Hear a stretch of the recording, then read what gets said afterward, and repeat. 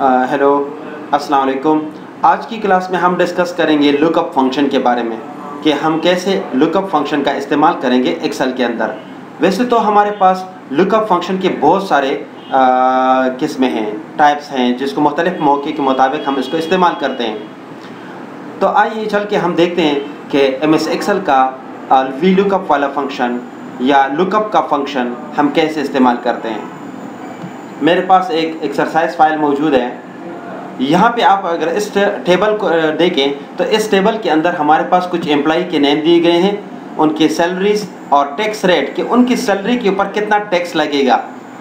तो उस हवाले से पहले से हमारे पास एक प्री डिटरमिन्ड टेबल मौजूद है जिसके मुताबिक हम टैक्स एलोकेट करते हैं। फॉर एग्ज़ाम्पल, अगर किसी की सैलरी जो है वो 25,000 तक है तो उसके ऊपर कितना है, 2% डिस्काउंट, 2% टैक्स रेट है, टैक्स है। इसी तरीके से अगर हम 35,000 को देखें तो इसके ऊपर हमारे पास 3% का है। अगर 35% से थोड़ा सा भी कम हो तो उस पर टैक्स लगेगा 2%।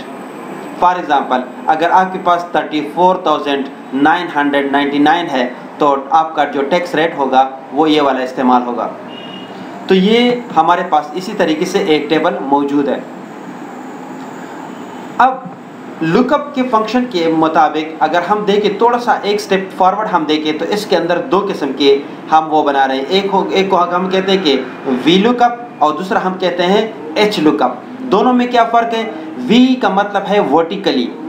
अगर मैं यहाँ पे इसका टैक्स कैलकुलेट करना चाहूँ और मेरे पास जो टेबल मौजूद है वो मेरे पास वर्टिकल स्टाइल में है, वर्टिकल अंदाज में है, तो फिर मुझे जो फार्मूला इस्तेमाल करना पड़ेगा इसके लिए, तो वो कौन सा फार्मूला इस्तेमाल करना पड़ेगा? वी लुकअप का।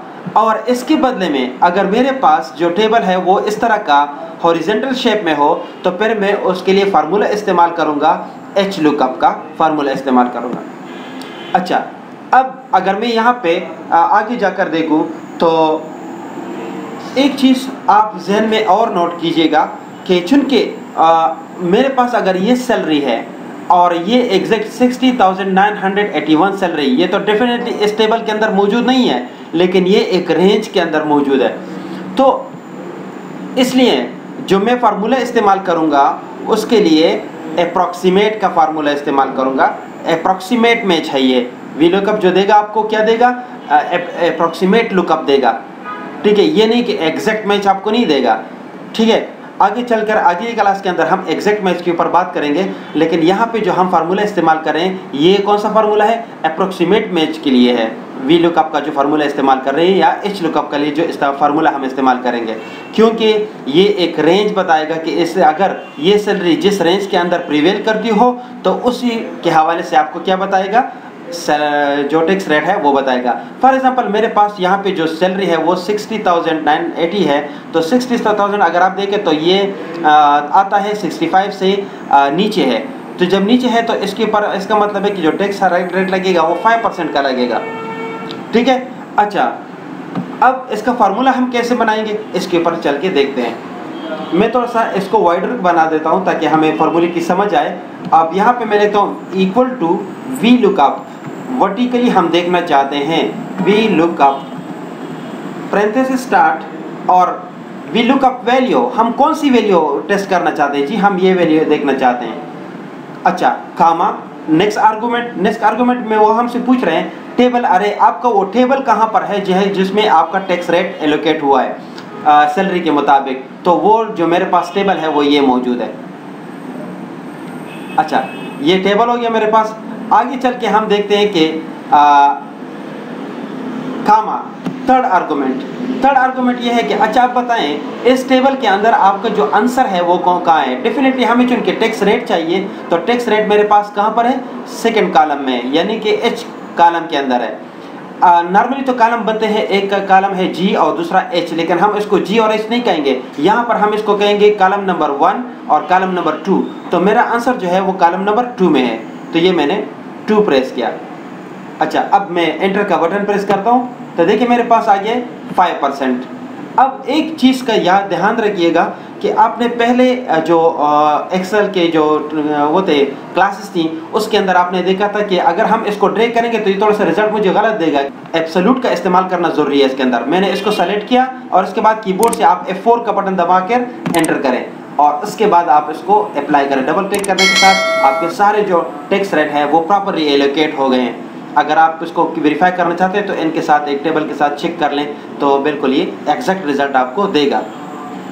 अब एक कंडीशन तो ये है, इसके अलावा अगर आप चाहो कि आप इसको टेक्स्ट रेट का नाम दे दो, जैसे कि फॉर एग्जांपल मेरे पास ये टेक्स्ट रेट का टेबल है, इसको मैं कोई नाम से डिनोट करता हूँ, तो नाम से डिनोट करने के लिए मैंने इस टेबल को सेलेक्ट किया।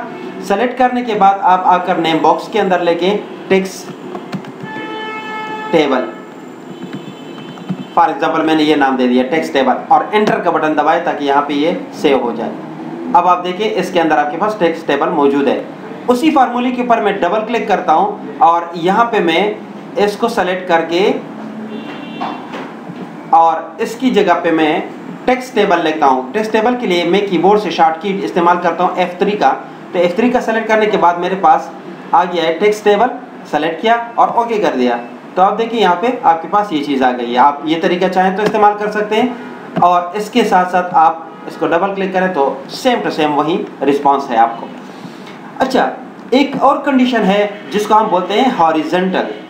अब हॉरिजॉन्टल टेबल में मेरे पास हॉरिजॉन्टल रेट दिए गए हैं, सेम टेबल है लेकिन वही टेबल मुझे किस चीज़ में मिला है, एक हॉरिजॉन्टल शेप में मिला है। तो मतलब मेरा रिजल्ट यहाँ पे भी सेम होना चाहिए। तो इसके लिए जो मैं फार्मूला इस्तेमाल करूँगा यहाँ पे बाकी सेम टू सेम फार्मूला है, लेकिन यहाँ पे जो इसके लिए मैं इस्तेमाल करता हूँ V की जगह पे H इस्तेमाल करता हूँ, H लुकअप। और यहाँ पे जो टेबल है इसको सेलेक्ट करके मैं इसकी जगह पर ये वाली टेबल इस्तेमाल करना चाह रहा हूँ। ये सेलेक्ट किया और कीबोर्ड से F4 दबाया ताकि ये एब्सोल्यूट भी हो जाए साथ में, और एंटर का बटन दबाया। और इसके बाद अगर आप इसके ऊपर डबल क्लिक करेंगे तो एग्जैक्ट आंसर आपको देगा। ठीक है, तो इस तरीके से हमने देखा कि हम कुछ पॉइंट है दोबारा से ज़हन नशीन कर लें कि लुकअप के जो है हमारे पास बहुत सारे फंक्शंस हैं। आज जो हमने पढ़ा एक वी लुकअप का पढ़ा और दूसरा पढ़ा हमने एच लुकअप का। वी लुकअप वर्टिकल अगर आपको पास टेबल मौजूद है तो उसके लिए इस्तेमाल किया जाता है, और एच लुकअप जो है आपको हॉरिजॉन्टल के लिए इस्तेमाल किया जा सकता है।